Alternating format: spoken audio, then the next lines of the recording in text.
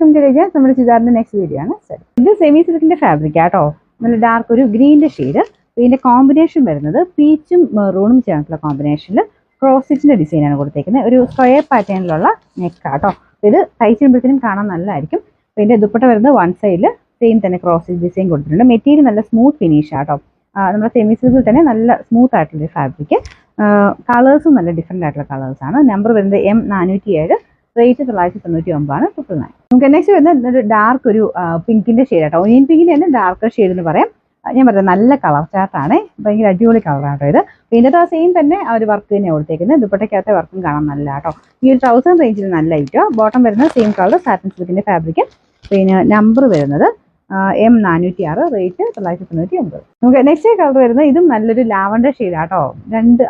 ഈ രണ്ട് കളേഴ്സും കാണാൻ ഭയങ്കര അടിപൊളിയാട്ടോ. ഇതിൻ്റെ അകത്ത് ഫ്രണ്ട് പോസ്റ്റ് ഡിസൈൻ ഇതുപോലെയാണ് വരുന്നത്.